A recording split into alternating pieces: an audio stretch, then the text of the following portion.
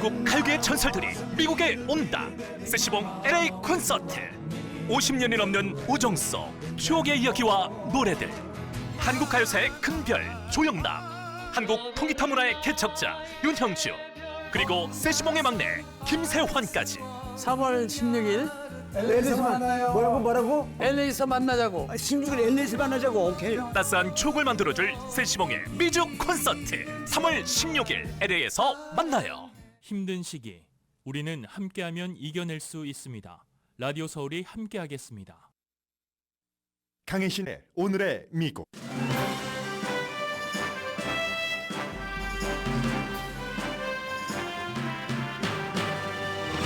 경제 전문가들은 2024년 미국 경제 성장이 강할 것으로 예상합니다. 영향력 있는 경제학자 그룹인 전국 비즈니스 경영협회는 2024년 경제 성장 기대치를 상향 조정했습니다. 실업률은 낮고 인플레이션은 식혀지면서 어느 정도의 성장을 할 것이라는 예측입니다. 연방정부 부분적인 폐쇄 마감 시한이 금요일인데 연방하원은 수요일이나 돼야 워싱턴으로 돌아옵니다. 백악관에서는 내일 4명의 의회 지도자들이 초대돼서 연방정부 폐쇄를 막기 위한 논의를 하지만 결론은 알 수 없습니다. 공화당 전국위원회 의장 로나 맥데니엘이 자신보다 트럼프 전 대통령에게 더 강한 충성심을 보인 사람에게 밀려 사임 발표를 오늘 아침 했습니다. 차기 의장은 노스캐롤라이나 주 의장, 공동 의장은 트럼프의 며느리, 최고 운영 책임자는 트럼프의 캠페인 자문입니다. 이로써 공화당은 완전히 트럼프 당이 됐고 공화당 대선 후보가 트럼프라는 게 입증된 셈입니다. 트럼프 전 대통령이 사우스캐롤라이나주에서 압승했지만 공화당 지도부는 초조해합니다. 예비선거 유권자 성향만으로는 바이든을 이길 표가 부족하고 헤일리에게 투표했던 사람을 모으는 캠페인을 해야지 되는데 트럼프 전 대통령은 공화당은 지금 어느 때보다도 단결됐다는 현실과 반대의 말을 하면서 오히려 분열을 부추기는 행동을 이어갑니다. 코크브라더스 같은 억만장자 기업도 기금 지원을 중단했지만 니키 헤일리 후보는 슈퍼 화요일 선거까지 간다고 거듭 밝힙니다. 몇 가지 이유가 있는데 어쩌면 헤일리가 마지막 레이건주의자이고 트럼프와 사랑에 빠진 공화당 유권자들은 이젠 레이건주의도 싫어하는지 모릅니다. 내일은 미시건주에서 예비선거가 치러집니다. 트럼프 전 대통령은 격전지인 미시건주에서 바이든 대통령을 앞서고 젊은 유권자 사이에서의 지지율 격차도 줄여가고 있습니다. 바이든 대통령의 절대적인 이스라엘 지지가 최근 약해지긴 했지만 미시건주 아랍계와 젊은 유권자 마음을 다독이기에 너무 늦은 조치였던 것으로 판명되고 있습니다. 현역 공군 한 명이 워싱턴 DC 이스라엘 대사관 밖에서 분신 자살했습니다. 25살의 아론 부시넬이라는 공군은 텍사스주 샌앤토니오 부대 출신으로 팔레스타인의 자유를 이렇게 외치고 스스로 목숨을 끊었습니다. 알렉세이 나발리는 사망하기 직전 수감자 교환으로 풀려날 예정이었다고 나발리 측근이 밝혔습니다. 여러분 안녕하십니까? 오늘의 미국 강혜신입니다. 네, 저 지금 처음 봤는데요. 자막으로만 보는 뉴스입니다. 아침에 제가 뉴스를 준비하면서도 보지 못했는데 내일 아마 트럼프 전 대통령, 내일이 아니네요. Thursday네요. 트럼프 전 대통령과 바이든 대통령이 동시에 남부 국경을 방문한다. 얼마나 이 이슈가 중요한 것인가 하는 것을 보여주는 거죠. 물론 미국 사람이나 세계 어느 나라 사람이나 아주 특별한 선거 직전에 이슈가 없으면 경제가 제일 위입니다. 이번에도 뭐 한 30% 정도는 아직까지 경제가 제일 중요하다고 답하고 있는데 그 다음은 이민입니다. 이 이민 이슈 또 불법 체류자 이런 문제에 대해서는 트럼프 전 대통령이 바이든 대통령을 훨씬 앞서고 가고 있는데 바이든 대통령이 늦기는 했지만 원래의 민주당의 기조를 버리고 지금 많은 것을 해나가고 있거든요. 그래서 아마 Thursday에 트럼프 전 대통령과 같은 날 국경을 방문한다는 뉴스가 나오는 것 같습니다. 이건 이제 본격적으로 이제 미국 대통령을 뽑는 선거가 시작됐다는 거고 어쩌면 지난 토요일에 공화당의 예비선거는 끝났다고 보셔도 무방합니다. 특별한 일이 없으면 사우스캐롤라이나주에서 트럼프 전 대통령이 니키 헤일리를 이김으로써 뭐 거의 60% 대 40%니까 압승이죠. 그래서 이겼는데 슈퍼 튜스데이까지 지금 표를 받기 위해서 1215표 대의원 표가 있어야지 전당대회에서 저희 후보입니다. 그 이상을 받아야 확정이 되는데 지금 트럼프 전 대통령이 4개 주에서 모두 이겼죠. 처음에 아이오와 뉴햄프셔, 그 다음에 네바다, 사우스캐롤라이나 110표를 갖고 있고 그리고 니키 헤일리가 몇 표죠? 그보다 아무튼 적습니다.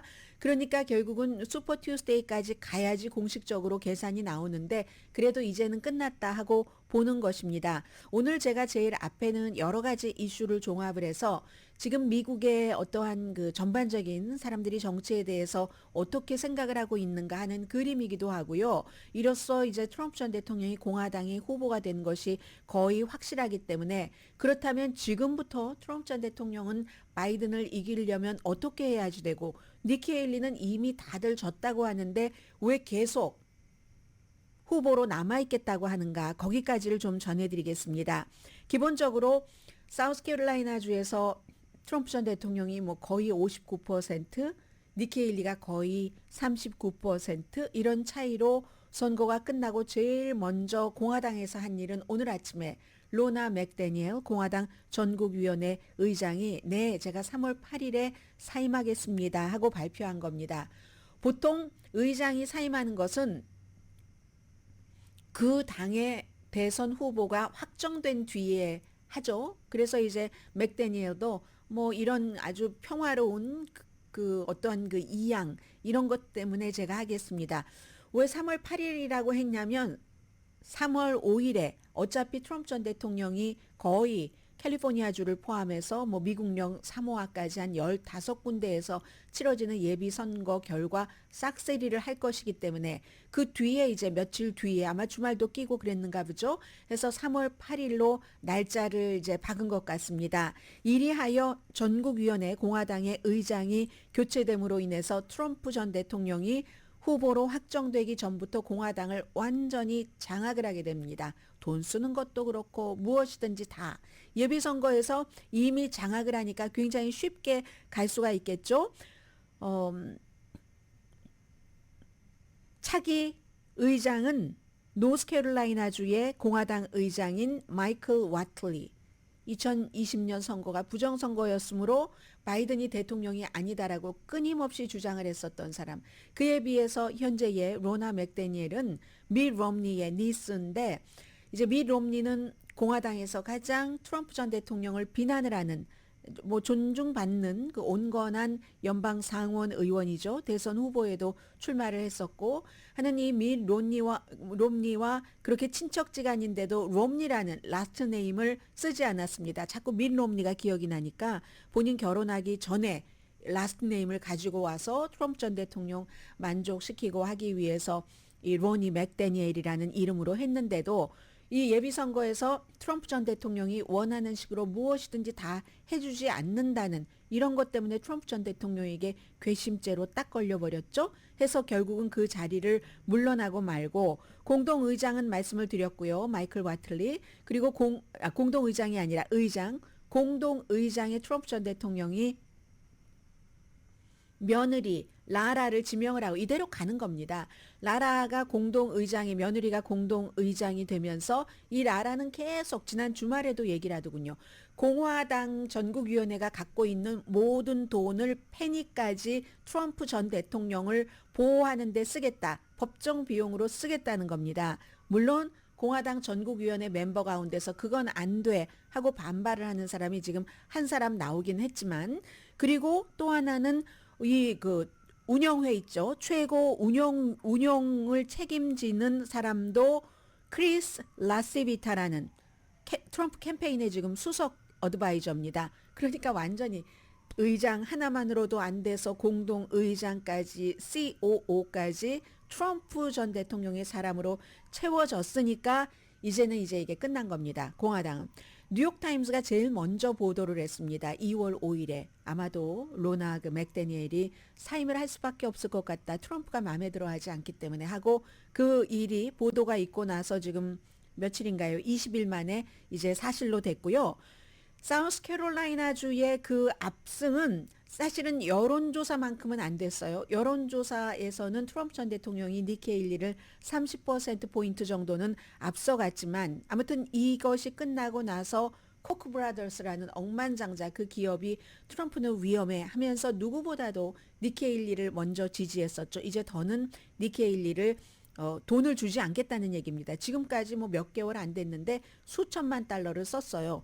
그런데 그렇다고 해서 코크 브라더스가 다른 기업들처럼 그럼 우리 좀 선을 바꿔 탈게요 하고 트럼프 쪽으로 가느냐, 그건 아닙니다. 이 코크 브라더스가 운영하는 또 어떤 단체가 있죠. 니키 헤일리에게 돈을 준 그 단체는 지금 트럼프 전 대통령이 되지 않을 가능성이 높기 때문에 본선거에 가면 그렇게 되는 경우는 이 코크 브라더스는 민주당을 무척 싫어하는 그런 그룹이잖아요.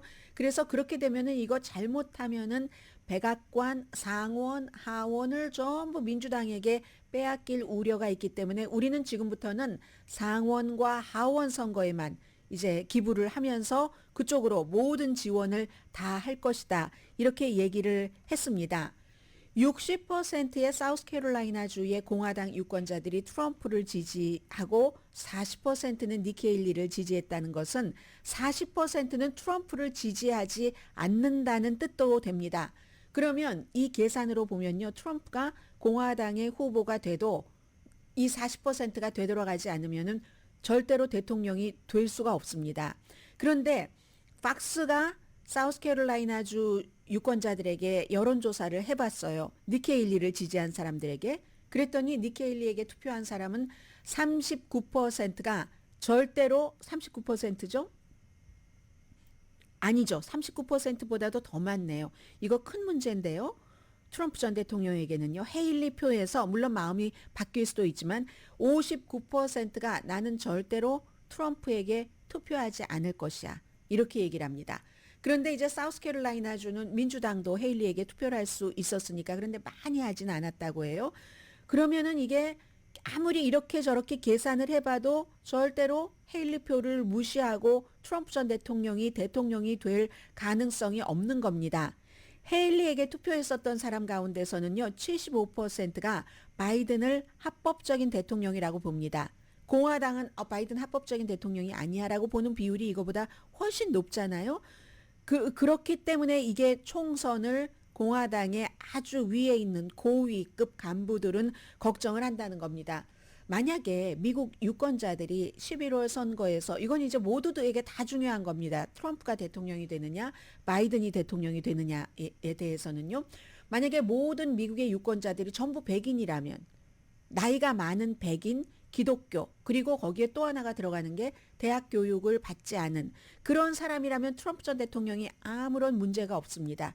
예비선거에서 보여준 것처럼 압승을 하겠죠. 그런데 트럼프 전 대통령에게 투표한 사람의 3분의 2가 백인입니다. 대학 교육을 받지 않은 사람 4분의 3이 트럼프 전 대통령을 지지했습니다. 이게 이제 공화당 성향의 트럼프 전 대통령을 지지하는 사람들의 성향이기도 하죠. 백인이고 나이 많고 기독교인이고 대학 교육 받지 않고 그리고 분노한 유권자들. 왜냐하면 그 캠페인 팀 자체가 분노였으니까 이게 도저히 될 수가 없다는 겁니다. 그래서 헤일리를 지지한 사우스캐롤라이나주의 유권자 가운데서 10%만 빠져나가도 트럼프 전 대통령은 대통령이 될 수가 없습니다. 10% 빠져나간다고 하는 건요. 꼭 바이든을 찍는다는 얘기가 아닙니다. 그 가운데 바이든을 찍을 사람도 있고 제3당 후보를 찍을 사람도 있고 뭐 로버트 케네디 주니어 같은 사람 아니면 기권표도 있겠죠. 이 10%만 빠져나가도 위험하다 하는 거죠. 트럼프에게 유리한 것은 이민 이슈. 그리고 바이든 대통령의 지지율이 40%밖에 안 된다는 것. 이것도 굉장한 선물이긴 합니다. 그런데 트럼프 전 대통령이 지난 주말에 시팩에서도 그랬고 또 사우스캐롤라이나주의 예비선거가 끝난 다음에도 그렇고 민주당은 아니 공화당은 지금 어느 때도 역사상 이렇게 단결된 적이 없다라고 얘기를 했거든요. 그런데 오늘 월스트리트저널 사설 보십시오. 공화당은 지금 너무나도 분열됐다. 일반 사람들도 공화당은 분열됐다고 생각을 합니다. 그래서 니키 헤일리 같은 사람은 40%요? 50% 아닙니다. 그런데요. 제가 CPA 출신이잖아요. CPA 출신입니다. 제가 CPA잖아요.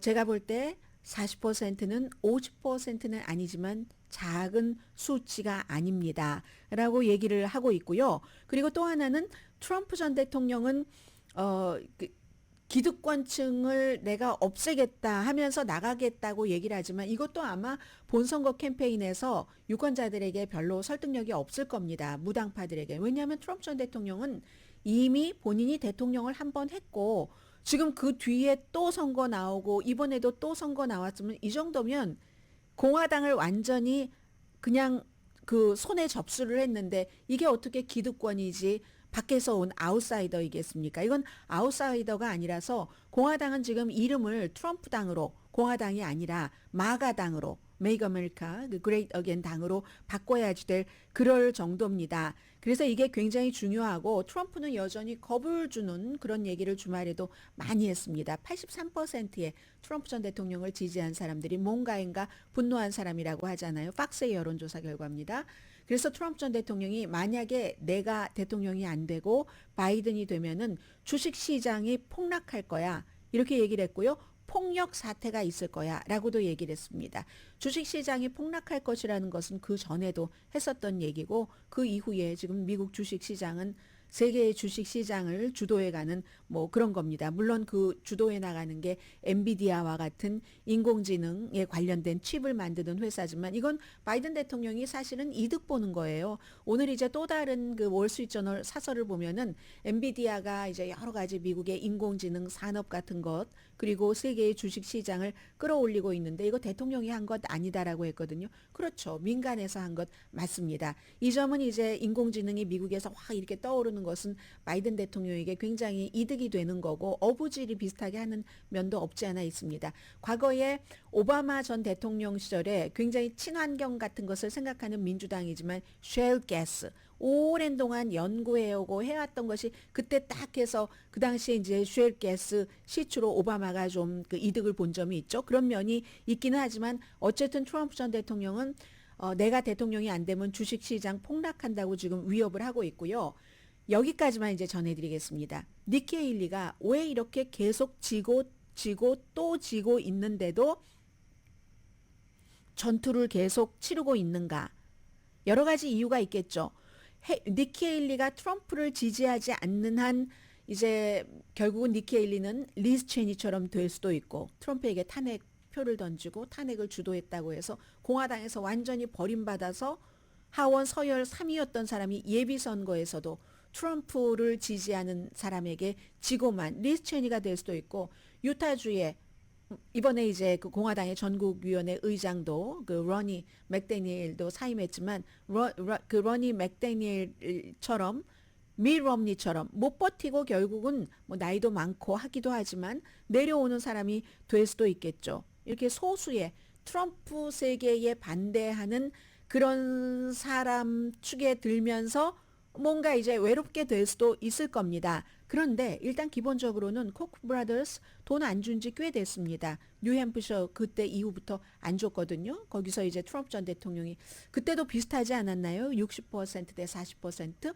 그리고 오늘 공식적으로 확실하게 더는 니키 헤일리를 지지하지 않겠다고 못 박은 것뿐이지만 그래도 아직 돈이 많습니다. 1월 달에요. 트럼프보다 훨씬 많이 모았습니다. 1650만 달러나 니키 헤일리가 모금을 했고 그만큼 네버 트럼프라고 생각하는 돈 많은 사람들이 많은 겁니다. 니키 헤일리는 주로 돈 많은 사람들이 큰 돈을 기부를 했기 때문에 어쩌면 두 번째 하도 많은 매체를 봐서 어느 매체에서 지적했는지 모르겠는데요.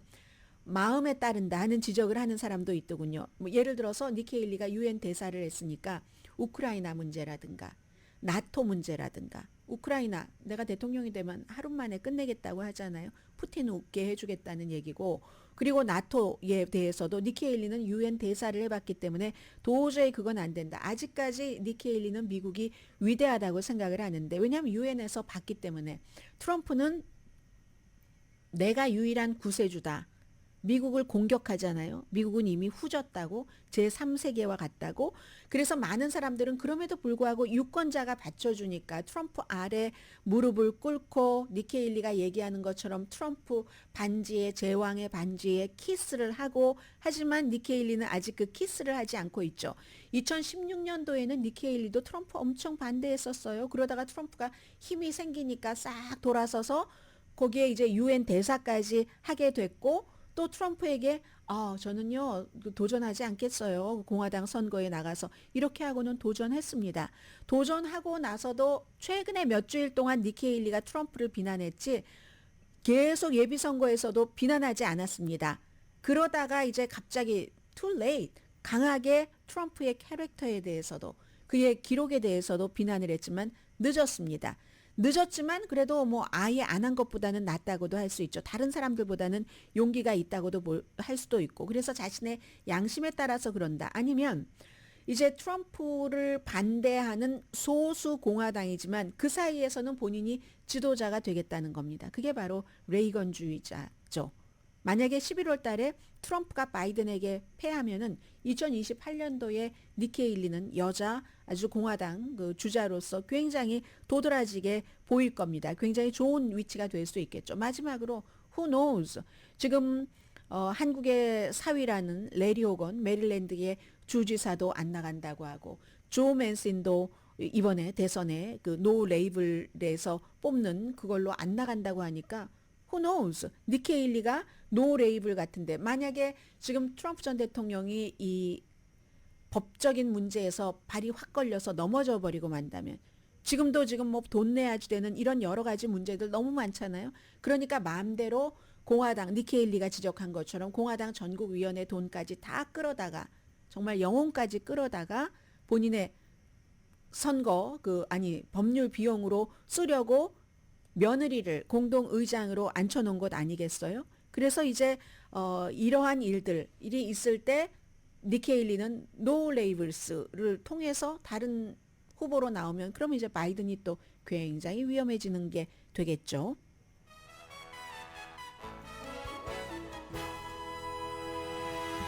예비선거 끝나고 나서 니키 헤일리가 트럼프의 무릎을 꿇으면 그럼 완전히 지는 거죠.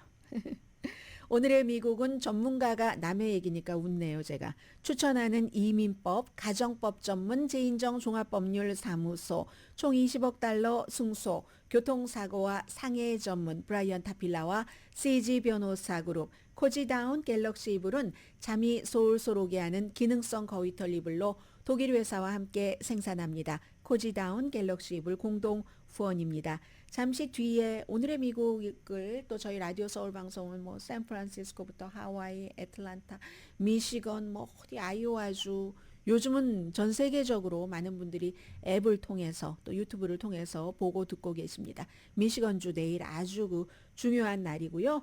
그리고 연방정부 폐쇄될지도 모른다는데 지금 연방 하원 의원들 다 휴가거든요.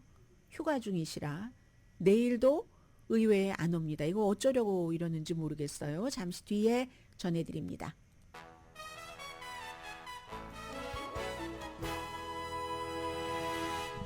라디오 서울 방송 오늘의 미국 듣고 계십니다. 제가 좀 전에 그 박스의 여론조사 결과 하나 말씀 안 드린 게 있네요. 사우스캐롤라이나주의 유권자 가운데 3분의 1은 만약에 트럼프 전 대통령이 뭐 여러 가지 문제가 있으니까 법적 문제에서 유죄 판결을 받으면 그에게 투표하지 않겠다라고 답변을 했습니다. 그러나 선거 전에 무슨 유죄 판결이 나올 아주 심각한 이슈는 없어 보입니다. 그렇지만 분위기는 나올 수 있을 것 같고요. 선거철이 맞기는 맞습니다. 오늘 제가 새벽에도 뉴스하다가 여러 번 전화 오는 것을 이렇게 봤는데 컴퓨터하고 전화기하고 연동이 돼서 저는 잘 보이거든요. 모르는 번호인 거예요. 좀 전에도 전화가 어디서 오던데 저를 아는 사람이면 제가 지금 방송한다는 것을 알 것이고 그러나 예전처럼 막 번호가 이상하지 않고 지금 310으로 오고 있던데 이게 다 이제 선거철에 뭐 텍스트도 요즘 무척 많이 오잖아요. 선거철 맞다 이런 생각하게 됐고요. 내일은 이제 물론 트럼프 아니 바이든 현 대통령이 상원에 2명 공화당 민주당 그리고 하원에 2명 공화당 민주당 지도부를 초대를 해서 마이크 존슨 하원 의장은 이게 바로 보스와 그 멤버들이 차이죠. 멤버들은 지금 다 아직까지도 휴가예요. 휴회입니다. 수요일이 돼야지 워싱턴으로 돌아오는데 하원 의장은 워싱턴에서 지금 이 중요한 연방 정부 3월 1일인가 보죠. 금요일이 그렇게 되겠죠. 금요일이 이제 마감 시한이거든요. 그래서 지난번에 자세히 말씀드리진 않겠습니다. 어차피 어떤 식으로든 풀어가는 쪽으로 이어가지 않겠어요. 그래서 첫 번째, 두 번째에서 제일 중요한 것부터 돈을 주고 예를 들어서 군인 제양 군인청, 베테랑스 그런 오피스 이런 데부터 돈 주고 그다음에 이제 2차적으로 이런 여러 가지 안이 지금 4개의 안을 가지고 공화당과 민주당 그 상하원이 연방 정부 문을 닫지 않게 하기 위한 협상을 지금 내일 하거든요. 백악관에서 하는데 뭐 어떻게 될지 알 수가 없고 그리고 수요일에 오자마자 이런 일부터 해야지 된다고 일반 사람들은 생각할 것 같은데 공화당은 하원의 법사위원회와 감시위원회에서 탄핵 청문회를 합니다. 누구 탄핵 청문회냐면 바이든 대통령 탄핵 청문회라거든요. 뭐 우크라이나에서 아들과 함께 무슨 돈을 받았다는 그거 아니라고 이번에 다 드러났고 그렇게 가짜 정보를 줬었던 FBI의 전 정보원이 체포돼서 보석금 내고 라스베가스에서 풀려났는데 다시 주말에 로스앤젤레스에서 체포가 됐습니다. 도주 위험이 있다고 해서 여권은 뺏겼는데요. 이스라엘계예요. 이분이 여권은 뺏겼는데도 이쪽에 이제 영사관이 있으니까 다시 받을 수가 있잖아요. 가까워요. 저희 회사에서 이스라엘 영사관이.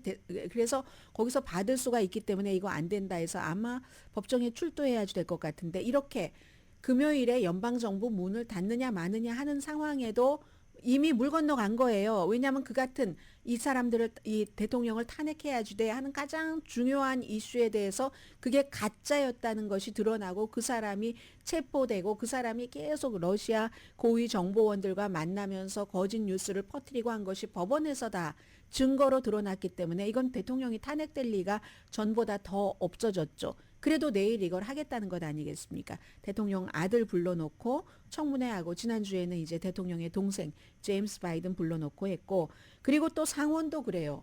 상원도 내일 국토안보부 장관을 탄핵하는 안을 지금 기다리고 있거든요. 하원에서 이미 탄핵을 시켰어요.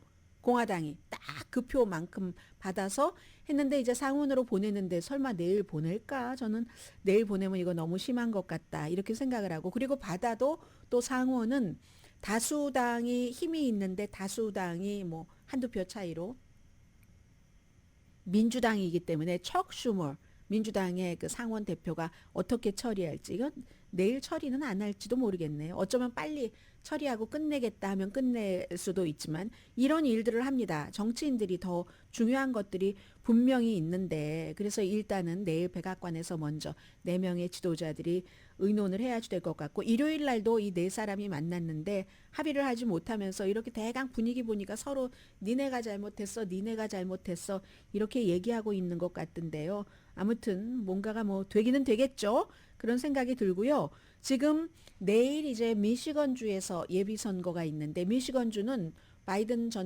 현 대통령이 지난 선거에서 약간의 차이로 트럼프 전 대통령을 이기고 대의원을 선거인단 표를 갖게 된 그런 주입니다. 그런데 여기서 지금 뭐 아랍 유권자들이 많은데 아랍 유권자들이 바이든 대통령이 이스라엘을 너무 지지한다고 엄청 토라졌잖아요. 그래서 그분들은 그렇다고 트럼프를 지지한다는 건 아니지만 바이든에게도 투표하지 않는 그 uncommitted 여기에 이제 체크할 것을 그런 선거 운동을 하고 있습니다. 당신이 그렇게 이스라엘만 싸고 돌아? 지금 가자에서 얼만큼의 사람들이 얼만큼 숨졌는 줄 알아? 우리 미시건주에 살고 있는 사람도 친척 20명, 30명 숨진 사람이 얼마나 많은데 보여주겠다, 본때를 보여주겠다 하고 딱 이 마음을 품고 있기 때문에 이게 이제 굉장히 중요하다고도 할 수 있고요. 에머슨 칼리지가 더 힐과 의회신문과 공동으로 여론조사를 했더니 이게 트럼프 전 대통령이 앞서갑니다. 미시건주에서. 전에 바이든이 이겼는데 46%대 44%로. 다만 10%의 유권자는 아직 마음을 결정하지 못했다는 건데 이게 남자는요. 트럼프 지지가 높습니다. 53%대 41%. 여자는 46%대 41%로 바이든을 5% 더 지지하고 그리고 이제 이래서 이제 무당파도 중요하고 하는 건데 아무튼 주요 이슈는 그 미시건에서도 경제가 30%, 13%가 이민, 민주주의가 12%. 야, 이거 이민하고 민주주의가 비슷하다는 것은 굉장히 사람들이 그래도 민주주의를 중요하게 생각하는 것으로 보이죠. 유권자 1000명을 대상으로 2월 20일부터 24일까지 여론조사를 했고 플러스 마이너스 3%포인트. 그리고 이건 또 다른 여론조사 기구에서 이건 미시건뿐만이 아니라 전국적으로 악시오스와 제네레이션 이 두 군데가 젊은이를 대상으로 35살 미만 18살 투표 연령부터 34살까지를 조사를 했더니 오늘 선거 치러집니다. 누구에게 투표하시겠어요? 저요? 트럼프요? 저요? 바이든? 52%대 48%. 트럼프 전 대통령이 4% 앞서갑니다. 그리고 중요한 것은 이 답을 한 사람 가운데 70%는 저 투표할 가능성 아주 높은 사람입니다. 이래서 지금 뭐 미시건주나 젊은 유권자 사이에서나 이 민주당이 바이든 대통령 때문에 걱정을 하고 있죠. 무슨 뭐 뉴욕타임스, 시에나와 같이 여론조사한 데서도 트럼프 전 대통령이 6% 앞서가고 젊은 유권자에게 그러거든요. 그런데요. 여기서요. 재밌는 게 하나가 나옵니다. 저는 만약에 민주당과 테일러 스위프트가 마음을 합쳐서 뭔가를 한다고 하더라도 미리 이것을 발표하지는 않을 것이라고 확신을 합니다. 거의. 물론 이 세상에 100%는 없는 거고요. 물어봤어요. 젊은 사람들에게. 만약에 팝스타 테일러 스위프트가 어느 후보를 지지해라 라고 하면 내가 다른 후보를 지지하려고 하다가도 그 후보를 지지할 뜻이 있는가? 그럼 테일러 스위프트가 트럼프를 지지하라고 할 리는 없잖아요. 바이든을 지지해라 하면은 그때 네, 저는 트럼프를 지지하려고 하다가 테일러 스위프트 말 듣고 바이든 지지하겠습니다. 4% 나왔습니다. 크죠? 그리고 만약에 테일러 스위프트가 나가서 투표를 하셔야지 됩니다. 너무 중요합니다. 라고 얘기를 한다면 뭐 귀찮고 내 한 표쯤 하고 투표를 안 하려다가 테일러 스위프트가 얘기하면 전 가서 해야죠. 라는 젊은이가 6%나 됐습니다. 많죠? 6%, 4%. 2월 3일부터 14일까지 18살에서 34살을 대상으로 1073명 대상으로 했고 표본 그 오차는 3%포인트 됩니다. 그리고 지금 본인이 뭐 대선 후보에 나가는 것도 아닌데 제일 이제 내일 선거를 치르면서 미시건주에 살고 계신 분들 이름이 조금 귀에 잘 안 들어오긴 해요. 주지사 이름이요. 그레첸 피트머 주지사가 지금 좌불안석입니다. 미국에서도 뭐 다른 나라와 마찬가지로 그 주에서 선거와 주지사가 영향을 미칠 수 있는 부분들이 많죠. 민주당이 이렇게 힘든데 그레첸 피트머가 어느 정도나 바이든 대통령에게 해줄 수 있는가. 본인 이름이 투표용지에 오르지 않아도 이런 때 이제 시험이 되는 거죠. 더군다나 이 그레첸 피트머는요. 여자이고 여자지만 굉장히 강하죠. 강하고 바이든 대통령이 만약에 후보가 아니면 이 사람이야 라고 나오는 두 번째 사람입니다. 제일 먼저는 당연히 뭐 캘리포니아주의 게빈 뉴섬 이름이 나오고요. 어제 이제 많은 그 텔레비전 쇼에 나와서 인터뷰하는 것 보니까 저 잘 모르겠어요. 우리 결과가 어떻게 나올지 잘 모르겠어요. 이런 얘기를 하고 있는 겁니다. 아무리 바이든 대통령이 최근 들어서는 이스라엘에 좀 살살 가자지구를 쳐라 이런 얘기를 했다 할지라도 너무 늦고 더군다나 즉각적인 휴전에 대해서 UN 안전보장이사국 상임이사국 가운데 유일하게 미국만 반대표를 던졌잖아요. 이런 것들이 아랍 사람들을 너무나 힘들고 너무나 화나게 하는 그런 거죠. 주지사가 이 정도 얘기는 하더군요. 바이든에게 반대하면 트럼프를 지지할 뿐입니다. 민주당을 향해서 그런 얘기, 기권해도 트럼프를 지지하는 게 됩니다. 라고 얘기를 하는데 본인의 힘이 어느 정도 미칠지도 알 수 없다는, 그러니까 미시건주에서 민주당이 분열됐다는 얘기입니다. 이스라엘 하마스 이슈로 그랬다는 거고요. 그래서 더군다나 이 그레첸 피트머 같은 경우는 공동위원장 8명 가운데 1명에 속하죠. 52살밖에 안 됐고 대선 야망이 있고 트럼프가 대선 다시 집권하면 아주 힘든 사람이에요. 이 그레첸 피트머를 공화당에서는 공공의 적으로 봅니다. 특히 코비드 19 때 엄청나게 막 이거 빨리 폐쇄하지 않고 한다고 해서 트럼프 전 대통령을 비난을 했었죠. 나중에 이 사람 뭐 납치 살해 음모가 있었잖아요. 해서 12명이 기소가 돼서 뭐 여러 명이 유죄 판결을 받았는데 그 이유가 주지사가 말이야. 너무 이 코비드 19 때 폐쇄 정책을 강하게 썼어. 그것도 그 용의자들의 이유라고 얘기를 하잖아요. 그래서 뭐 너무 화가 나가지고 그 당시에 트럼프 전 대통령이 이 누구죠? 그 부통령에게 마이크 펜스에게 이 미시건 주지사에게 전화하면 전화도 받지 마라. 이렇게 얘기를 했었던 그런 사람이기도 합니다. 어쨌든 그레첸 피트머 같은 경우는 자신의 정치적인 운명도 내일 이 미시건주의 예비 선거에 걸려 있습니다. 잠시 뒤에 경제에 대해서 조금은 거시적인 적어도 1년 정도는 생각해보는 그런 두 가지 이슈 전해드립니다.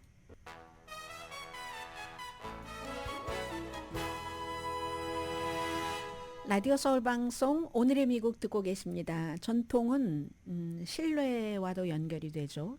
1965년부터 전문 그 경제 예측가를 대상으로 정기적으로 조사를 해온 전국 비즈니스 경제 연합체 National Association, 이러니까 연합협회에서 2024년도 미국 경제 성장이 강할 것으로 예상을 했습니다. 그리고 상향 조정했어요. 해서 실업률이 낮고 인플레이션 조금 식혀지면서 올해 인플레이션 2.1%, 이건 연준이 목표로 하는 그 수치죠.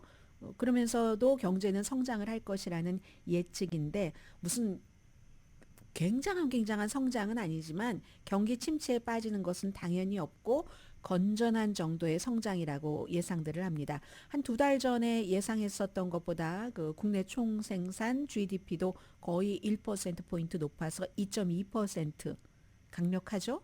이전에는 뭐 이거보다 적었어요. 그리고 이달 초에 도이체뱅크도 마찬가지로 뭐 경제 성장률도 조금 이렇게 상향으로 조절을 했고 컨퍼런스 보드도 마찬가지고 모건 스탠리도 마찬가지고 소비자가 지출도 그냥 하고 기업도 투자를 하고 주택 건설 같은 데도 괜찮다는 얘기들을 하고 있거든요. 그래서 이제 말씀드린 바로 전국 비즈니스 경영협회의 멤버이고 알칸소의 교수인 머빈 제바랄지, 이 교수가 이 협회에 속해 있는 사람들의 4분의 3 이상이 미국 경제는 2024년도 괜찮다, 연착륙이다, 이렇게 예상을 했답니다. 실업률도 3.9%, 뭐 얼마 전에는 4.2% 정도는 될 것이라고 생각을 했었거든요. 그리고 연방 그 인플레이션은 2.1% 말씀을 드렸고요. 이런 뭐 많은 것들에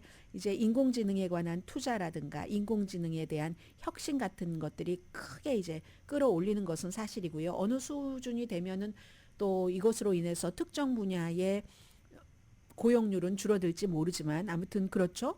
그래서 주식시장을 말씀드리면 이건 이제 이코노미스트의 아주 길고 긴 내용인데 그냥 일반 방송용으로만 제가 조금 중요한 내용만 뽑았습니다. 주식시장이 호황인데 좋은 시절이 언제까지 계속되지는 않을 것이다. 이거 누구나 다 할 수 있는 얘기 아닌가요? 그런데 역시 이 주식시장도 인공지능이 많은 것을 높여가고 있지만 그렇지만 확신을 하는 사람은 없다는 얘기를 계속 거듭 말을 하고 있는 겁니다. 해서 지금 어디를 봐도 주식시장은 기록적이죠. 미국, 일본 등등 다 엔비디아 등등으로 인해서 미국이 더했고요. 2022년도에 이자율 인상 때문에 막 폭락했던 그 주가 상당히 전환돼서 오늘도 뭐 이미 오늘도 나스닥 같은 것 올라가고 있네요. S&P 500는 조금 내려가지만 여전히 제가 보는 수치상으로는 5천대를 유지를 하고 있고요. 채권 뭐 주택 수익률보다 주식시장이 훨씬 지금 좋잖아요. 뭐 채권 주식만 얘기할 게 아니라 모든 다 자산보다 이득이 좋습니다. 미국이 아주 심각하고요. 기업의 이익이 아주 높았는데 기업의 이익에 대해서는 무슨 제가 한국에서 얘기하는 것을 이렇게 들어보고 하더라도 한 가지를 지적하지 않는 게 있더군요. 전문가들이. 어떻게 예를 들면 엔비디아가 수익률이 60%나 나올 수가 있는가. 뭐 TSMC 같은데 하청을 주고도 이게 그러면서 원인을 얘기하지 않는데 미국은요. 이게 이제 선거와도 연관이 되는데 기업 활동을 하고 계시는 분들은 특히 트럼프 전 대통령 시절에 기업에 대한 세금 감면을 엄청 해줬잖아요. 그렇기 때문에 기업들이 수익이 많이 늘어나는 겁니다. 그래서 어떤 회사는 막 배당금 굉장히 캐시 배당금을 많이 주고 있잖아요. 주식시장이 좋은데 나중에 이 결과가 이 기업에 대한 세금률 같은 것이 변하면은 말하자면 세금에 대한 정치적인 바람이 바뀌면 이건 또 어떻게 될지 알 수가 없다. 이런 것. 그게 하나가 이제 주식시장에서 걱정하는 거고 근데 또 좋아하는 것은 인공지능이 아직까지는 어디까지는 투자가 되고 이미 일반 회사들에서도 인공지능을 쓰니까 거기에 대한 수요가 있고 수요가 있는 한 투자가 줄어들지 않고 그런 한 주식값은 내려가지 않는다. 이렇게 보고 있는 거죠. 뭐 물론 인플레이션 같은 것이 완전히 지금 승리한 것은 아니고 이자율도 지금 6월 달부터 내린다는 게 많은 것 같은데 그런 생각이 그것도 만족할 만큼 내릴 것인가 오히려 상상보다 더 많이 내릴 수도 있죠. 모른다는 거예요. 결국은 지금은 이렇지만 지난 수십 년 동안 저도 방송을 하면서 주식시장에 대해서 어떤 때는 주식시장과 월스트리트과 메인스트리트이 완전히 다른 길을 갈 때도 있고 요즘 같은 경우는 약간 같이 가는 것 같아요. 이런 때도 있는데 수십 년 동안 주식시장에 막 베팅하고 예상하고 했던 것들이 나중에 보면 그게 어떻게 맞은 거지 정확하게 맞는 경우를 보질 못했습니다. 그러니까 이 주식도 미국 사람들이 요즘 많이 하거든요. 왜냐하면 코비드 때 약간의 그 푼돈이 있었기 때문에 시작하셨던 분들 해서 지금 60% 조금 넘는 미국 사람들이 주식 투자를 하고 있기 때문에 알 수 없다. 올해 어떻게 될지 당분간은 근데 좋을 것 같다. 이 정도는 말씀드릴 수 있을 것 같습니다. 전문가들의 예상을 바탕으로 해서요.